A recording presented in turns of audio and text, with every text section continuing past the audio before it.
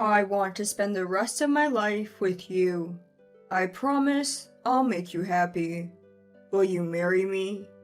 Those were the words my husband told me when he proposed. Tears welled up in my eyes, blurring my vision. His words struck a chord deep within my heart. I felt engulfed by immense happiness. With him by my side, I felt we could conquer any challenge. No matter what, we'd support each other. Absolutely. Then one day, he shattered my world. I've fallen for someone else. I want a divorce. What? Who could have seen this coming? My husband, with whom I'd spent 6 years, suddenly asking for a divorce?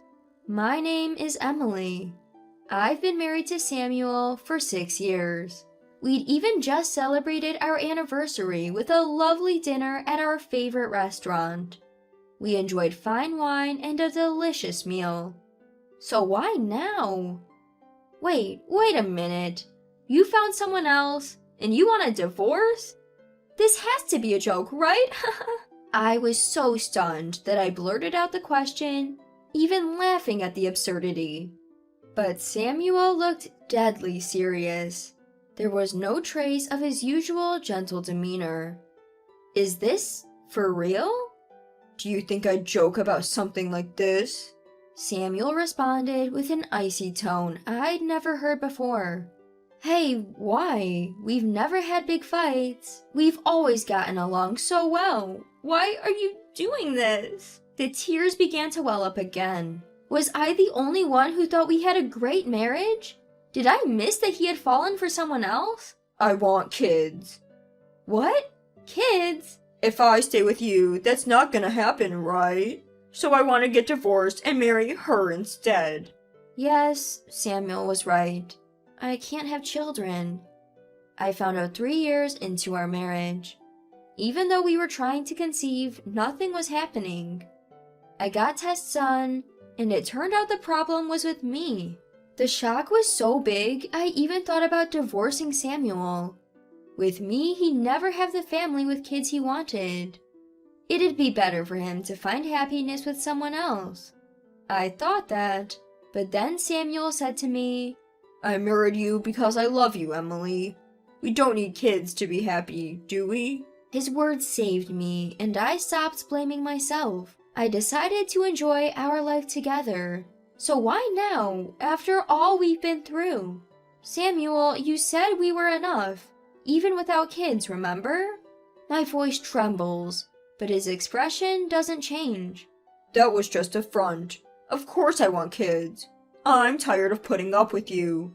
Samuel says it without hiding his irritation. It's unthinkable coming from the man who used to be so kind. Tired of dealing with my life? What does that even mean? I too have been lying to build a happy life despite my own struggles. I wanted to yell at Samuel right then and there. But it's true. I've made him endure a lot because of my situation. He must have had his own struggles. And those words weren't lies. I can't bear to think that the comforting words from Samuel were false. With that fault, I can't find it in me to blame him. The reason Samuel has turned cold is probably my fault. As these thoughts swirl in my head, Samuel speaks again. Just give me a divorce. I've already promised to marry her. You're just in the way now. In the way? Hey, you can't talk like that no matter how much you want to. Even I, who had been feeling somewhat apologetic towards Samuel up to this point, was offended by the word in the way. Isn't it obvious? I've lived with you, an infertile wife, for 6 years. Shouldn't you be thanking me instead? Haha. Samuel says, laughing as if he doesn't see his own cruelty. Feeling nauseated, I saw a side of Samuel I had never seen before. You really felt that way, huh? So, all that talk about being happy without kids was a lie. Obviously. I haven't felt happy since I found out you were infertile. My life has been hell, and all I think about is getting divorced as soon as possible, haha. Samuel nonchalantly spewed these words.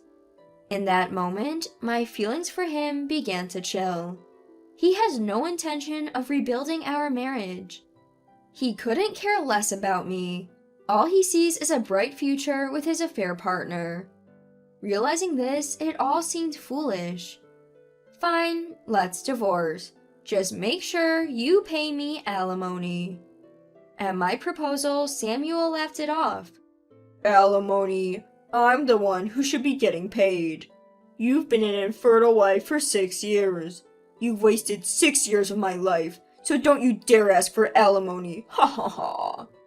At that moment, I felt a surge of anger rise from deep within. Just because I can't have children doesn't give him the right to say all that. We are still married, legally. There's no excuse for him to cheat. My disgust for Samuel morphed into pure hatred. I won't be the only one suffering. I refuse to let things go his way. I'll make sure he faces a hellish revenge. Time to act. First, evidence of his cheating. I can't divorce him without it. I faced Samuel. I'm okay with breaking up, but wait 2 weeks. A sudden divorce needs some preparations. Fine, just 2 weeks. After that, we're definitely divorcing. Annoyed, Samuel left the house. Later, I packed my things and visited a detective agency during my work break.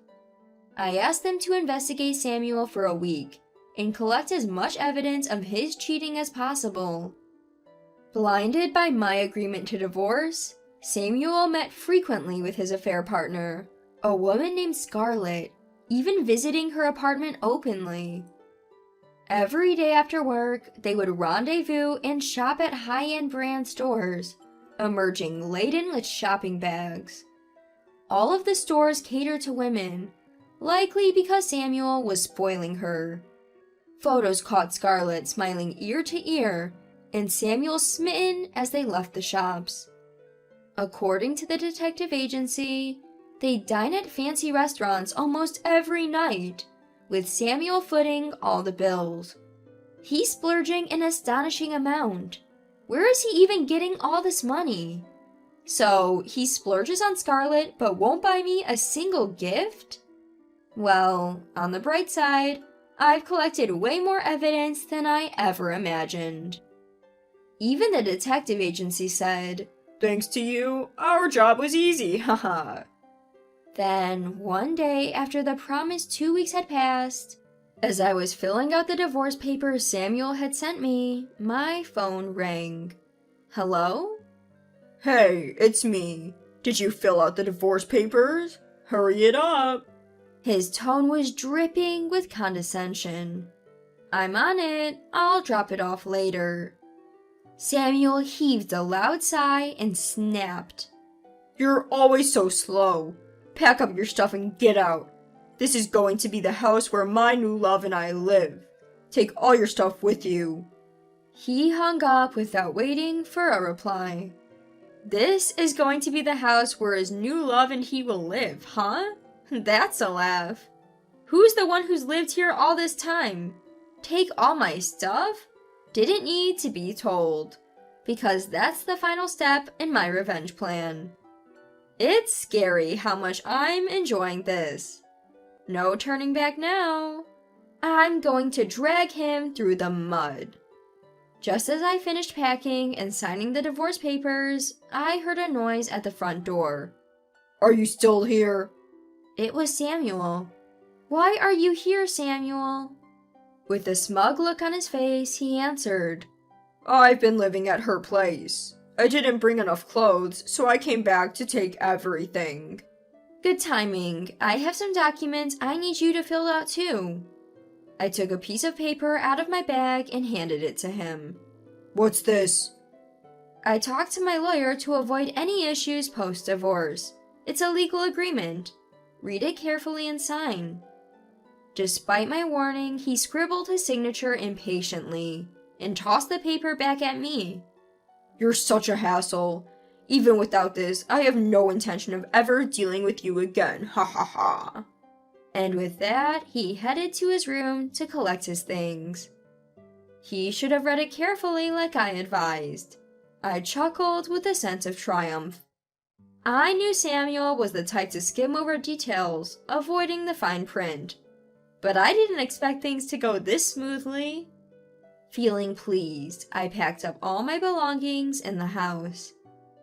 The next day, I filed for divorce and hired movers to take everything to my parents' house. I planned to live alone eventually, but for now, I'll be staying with Mom and Dad. I had already filled them in on the divorce. They were furious at first, but when I told them my plan, they both agreed it was a great idea. Just a few days later, Samuel called me sooner than I had expected. What the hell is going on? As soon as I picked up, Samuel started yelling. What are you talking about? What do you mean, what? Why is the house empty? Panicking, or maybe just enraged, Samuel spewed a string of expletives. I explained the situation calmly. Well, you told me to take all my stuff, right? So I did exactly as you said. That doesn't make it okay. The furniture is gone. We bought those with our savings. Samuel was fuming, selectively forgetting facts, so I clarified again. Selective memory much? I bought everything in that house with my money. Remember when you lost your job right after we got engaged? My income supported us both. I won't let you forget that. After hearing this, Samuel went silent. Yes, right after we got engaged and bought a place, he lost his job. I bought all the furniture and household items. I had even been covering the mortgage for our condo. It seemed he finally remembered, losing all his bravado. Aw, gone quiet, have you? Haha, just remembered, huh? Oh, and by the way, that condo is marital property. If we sell it, you owe me half the sale price. What? I never heard about this. Well, you did sign the papers, didn't you? I told you to read them carefully. This is what happens when you don't, haha. Signed? You mean on that document? It seems the dim-witted man finally realized. The document I had Samuel sign was full of important clauses. Not just about dividing assets, but also compensation from both Samuel and Scarlett in the divorce settlement. Furthermore, I had provisions for immediate legal action if he tried to contest it. Hearing my explanation, Samuel was at a loss for words. Over the phone, I could hear him sobbing. Why are you crying? Wait a minute, do you even have the right to cry after cheating on me? I'm the one who's hurt here. What do you mean? I don't get what's so bad about what I did. I was completely dumbfounded that Samuel still didn't get that he was in the wrong. What a pathetic man. You're really a lost cause. Thanks for bringing up divorce. I feel so relieved knowing parting ways was the right choice. With those final words to Samuel, I hung up. I blocked his number to make sure he couldn't contact me again. Next, I had my lawyer demand alimony from both Samuel and Scarlett. Surprisingly, they had already broken up. According to my lawyer, Scarlett actually had another boyfriend. So, Samuel was just a fling for her. Scarlett was furious when she was sued for alimony. Why the hell do I have to pay? I was just having fun with that guy. After reluctantly paying the alimony, Scarlett immediately dumped Samuel. Who could have seen this ending coming? From my perspective, it serves them right. Samuel, who was considering remarrying, got dumped and suffered a mental breakdown, even taking a leave from work. Then he called my parents home. I'm selling the apartment, and I'll pay what I owe. I was wrong. Can we try again?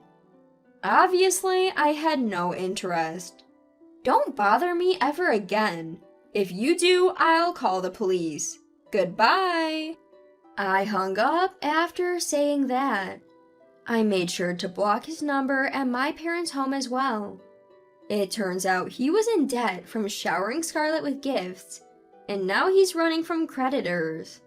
No wonder he was spending so much on her. If he was spending all that money on designer brands and fancy dinners, his salary wouldn't cut it. But to think he was even going into debt for her?